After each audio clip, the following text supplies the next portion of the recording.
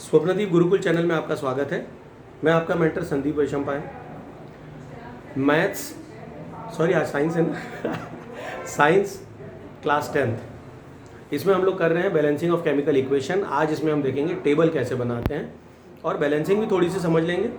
ठीक है, अगर कोई डाउट है तो बैलेंसिंग को भी कवर करेंगे। ठीक है, चलिए तो let's start with some equation. आज हम कोई इक्वेशन लेते हैं और उसका बैलेंसिंग हम सीखते हैं कि बैलेंसिंग कैसे करनी है और उसके बाद टेबल कैसे फॉर्मुलेट करना है, क्योंकि पिछली क्लास में हम लोगों ने टेबल जो है वो कवर नहीं किया था। चलिए कोई इक्वेशन बताएं, आप बताइए भैया। C6 और बढ़िया, मतलब ग्लूकोज है C6H12 नहीं C6H12O6 हाँ प्लस इक्वल टू अच्छा direct equal to CO2 plus H2O plus energy. ये क्या रिएक्शन है बेटा? श्योर, तो उसमें प्लस O2 भी आता है।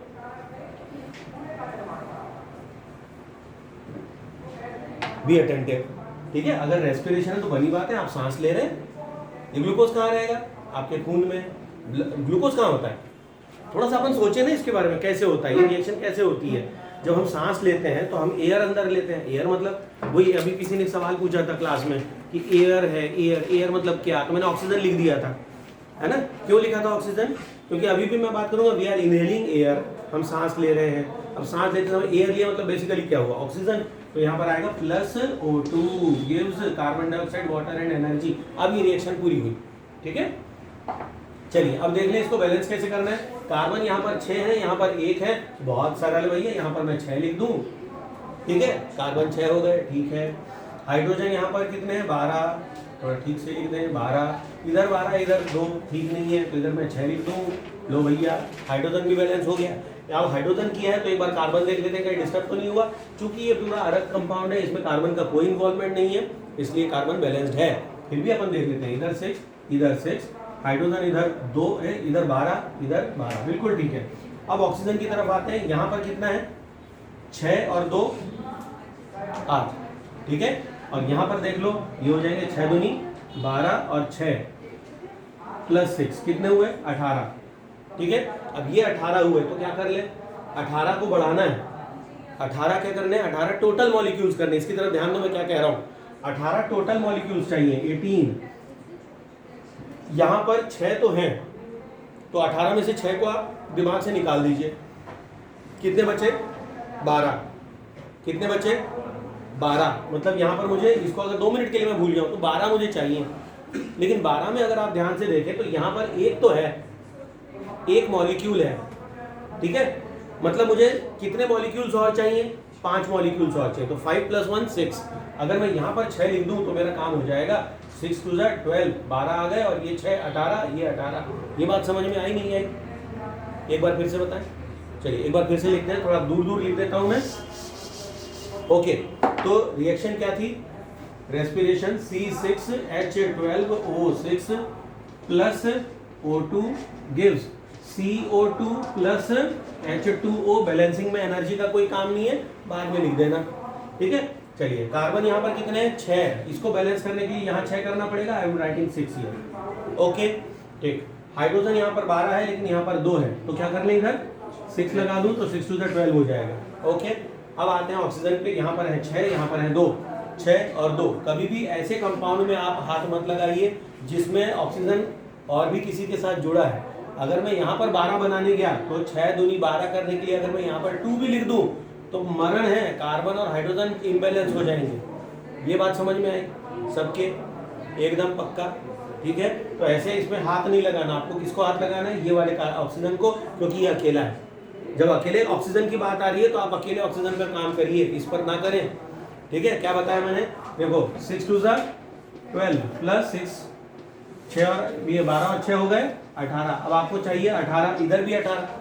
18 में से 6 को हटा दो आप, इसको तो गिनना ही नहीं है।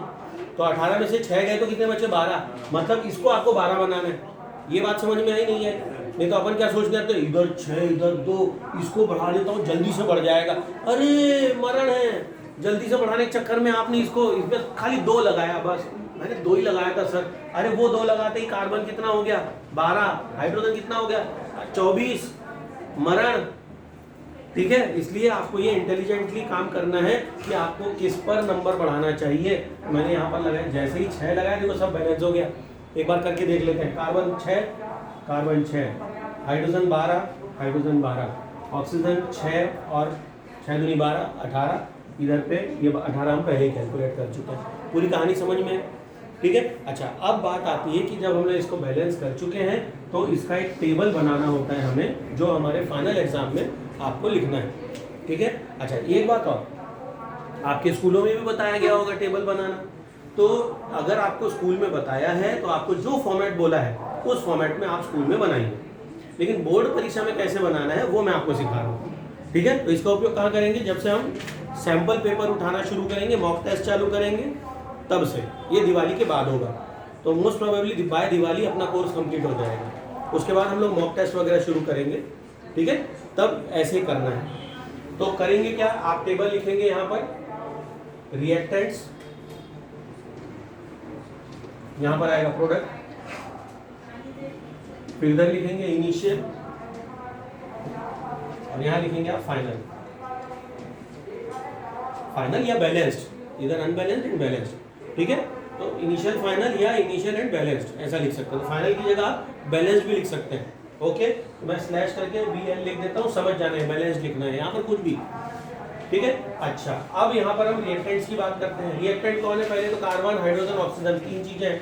कार्बन एक लाइन में हो जाएगा, ऐसे लाइन है ना आपकी कॉपी में, उसका उपयोग करना है। कार्बन, हाइड्रोजन और ऑक्सीजन। ठीक है। अच्छा, ये भी ना करें, आप पहले लिखिए यहाँ एलिमेंट्स, इधर आ जाएंगे एलिमेंट्स,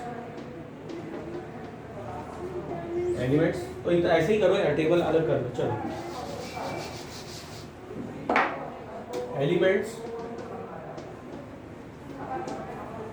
रिएक्टेंट, प्रोडक्ट। ठीक है, ये पूरा कहां पर होगा? इनिशियल, एक अलग टेबल बना लो, यहां पर हो जाएगा बैलेंस या फाइनल। फिर से आएगा एलिमेंट्स, रिएक्टेंट, प्रोडक्ट। ठीक है। चलिए, एलिमेंट कौन कौन से हैं? कार्बन, हाइड्रोजन और ऑक्सीजन। कार्बन रिएक्टेंट साइड कितने हैं? 6, उधर कितना है? 1, इधर 12, उधर 2, सही है। ऑक्सीजन यहाँ पर कितना है?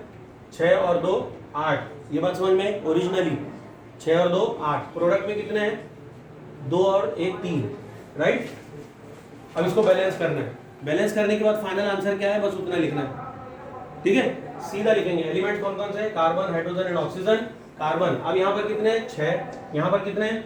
6। हाइड्रोजन यहाँ पर कितने हैं?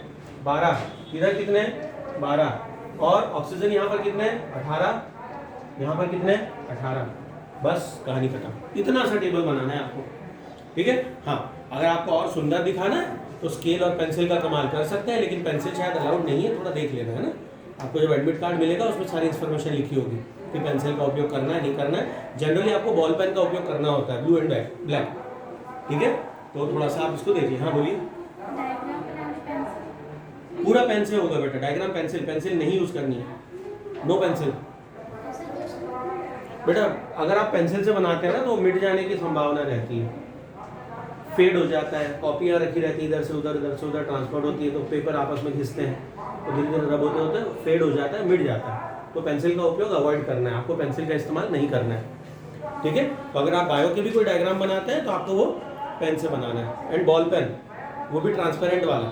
तो जैसा मैंने आपको पिछली क्लास में भी या पिछले किसी क्लास में मैंने आपको बताया कि आप लोग अपना एक ब्रांड पसंद करें, और जब भी आप नया पेन खरीदें अब आप ब्रांड बनाइए। 2-4 पेन लेकर देख लो आप कि आपको किस में लिखने में मज़ा आ रहा है, कौन सा आपके लिए ईजी है, कंफर्टेबल लग रहा है ना। 2-4 पेन देखो और फिर जो पसंद आ जाए उसी ब्रांड के पेन फिर आपको बार बार साल भर यूज़ करने हैं, तो आदत पड़ जाएगी। ठीक है। तो झांसी की रानी वाला कहानी बताई थी, याद है? बस वही याद रखना।